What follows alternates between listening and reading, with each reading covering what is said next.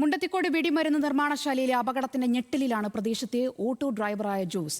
വെടിമരുന്ന് നിർമ്മാണശാലയിലേക്ക് രാവിലെയും ഉച്ചയ്ക്കും ഭക്ഷണം എത്തിച്ചു നൽകുന്ന ജോസിന്റെ നേതൃത്വത്തിലായിരുന്നു അപകടമുണ്ടായ ദിവസം രാവിലെയും ഉച്ചയ്ക്കും ജോസ് ഭക്ഷണം എത്തിച്ചു നൽകി.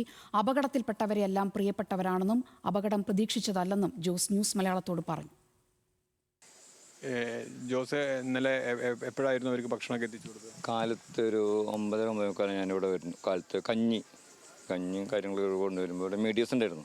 ഞാനവിടെ ഭക്ഷണം കൊടുത്തു പോന്നു. പിന്നെ ഒരു 1:45 സമയത്താണ് അവർക്ക് 40 പേർക്ക് ഭക്ഷണം അവർ ഓർഡർ ചെയ്തിട്ടുണ്ടായിരുന്നു ഹോട്ടലിൽ.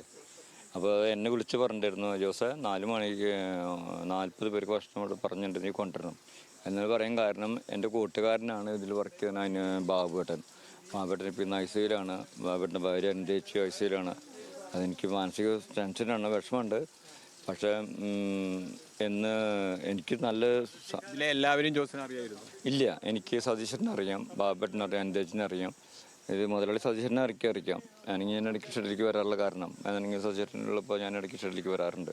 അപ്പോൾ ഈ 40 പേര് ഭക്ഷണം ഉണ്ടായിരിക്കും. ഞാനെങ്കിൽ പല ഷെഡുകളായതുകൊണ്ട് ഞാൻ ഭക്ഷണം കൊടുത്തപ്പോൾ എൻ്റെ ഭക്ഷണം വന്നു എന്ന് പറഞ്ഞപ്പോഴേക്കും എല്ലാവരും ഷെഡിൽ നിന്ന് എണിച്ചു. ഞാനെങ്കിൽ ജോസ് ചോറാണോ വെച്ചപ്പോൾ ഭക്ഷണമാണെന്ന് പറഞ്ഞപ്പോൾ എല്ലാവരും പല സ്ഥലങ്ങളിൽ നിന്ന് എനിക്ക് കൈ കഴുകിയിട്ട് അപ്പോൾ അത് പൊതിച്ചോറുകളാക്കിയത് കണ്ട് എല്ലാവർക്കും ഷെഡിൽ നിന്ന് കഴിക്കാം, അല്ലെങ്കിൽ ഒരു സ്ഥലത്ത് പോയിരുന്ന് കഴിക്കാം, മാവിൻ ചോട്ടിലോ അല്ലെങ്കിൽ തെങ്ങിൻ ചോട്ടിലോ ഇരുന്ന് കഴിക്കാം എന്ന് ഉദ്ദേശിച്ചാണ് പൊതിച്ചോറാക്കിയുള്ളത്.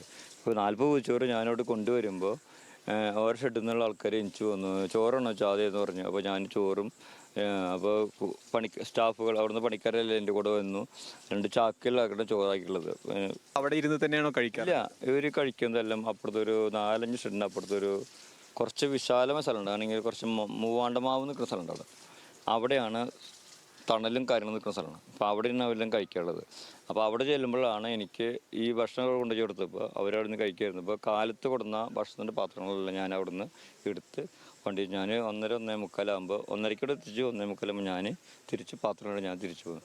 ഞാൻ വരുമ്പോഴാണ് സതീശേട്ടനും പിന്നെ ഇതിൻ്റെ ഓണർ സതീശേട്ടൻ ലൈസൻസി, പിന്നെ ബാബു എൻ്റെ ചേച്ചി ബാബു പറഞ്ഞ എൻ്റെ കൂട്ടുകാരൻ ബാബുടനെ ഇവിടുന്ന് കടന്നു വരുന്നു. അപ്പോൾ എവിടെ പോയി ബാബുടെ പറഞ്ഞു, ഞാൻ അങ്ങനെ കുറച്ച് സാധനങ്ങൾ പഠിക്കുമ്പോൾ എത്ര പുറത്തേക്ക് പറഞ്ഞു. പൈസ കിട്ടി വെച്ചു എന്ന് പറഞ്ഞു. ശരിടാ, നാളെ വിളിക്കാം, നാളെ കാലത്തും ഉച്ചയ്ക്കും ഭക്ഷണം കൊണ്ടുവരണം, ഞാൻ വിളിച്ച് പറയാം, നീ കൊടുന്നാൽ മതി പറഞ്ഞു. ശരി. ഞാനിങ്ങനെ വർഷങ്ങളിൽ എനിക്ക് ബാബുവേട്ടൻ എൻ്റെ കൂട്ടുകാരനാണ്, അന്തേച്ച് ഞാൻ എൻ്റെ വീട്ടിലെ ഫാമിലി ഫ്രണ്ട് പോലെ കണ്ടിട്ടുള്ള ആൾക്കാരാണ്. അപ്പോൾ അവരാണ് ഇന്നലെ ഈ ഹോസ്പിറ്റലിൽ എടുക്കുമ്പോൾ ഞാൻ ഇന്നലെ വരാത്ത കാരണം, അവർക്ക് എന്ത് പറ്റി എന്നറിയാത്ത കാരണം കൊണ്ട് ഞാൻ ഇന്നലെ വരെ ഇപ്പോഴാണ് ഈ സ്പോട്ടിലേക്ക് ഞാൻ വന്നിട്ടുള്ളത്. എൻ്റെ മാനസികാവസ്ഥ ഞാൻ വീട്ടിൽ നിന്ന് 4 മണി തൊട്ട് വീട്ടിലിരിക്കുകയായിരുന്നു. ഇന്നലെ കാലത്ത് വിളിച്ചു. ഇനിയിപ്പോൾ ഇന്നും നാളെയും ഈ തൃശ്ശൂർ വെടിക്കെട്ട് വരയ്ക്ക് ഭക്ഷണം അവരവിടെ ഏൽപ്പിച്ചിട്ടുണ്ട് ക്യാൻറ്റീനിൽ. ആ ഭക്ഷണം മുഴുവൻ എന്നോടാണ് കൊടുന്നുറക്കാൻ പറഞ്ഞിട്ടുള്ളത്.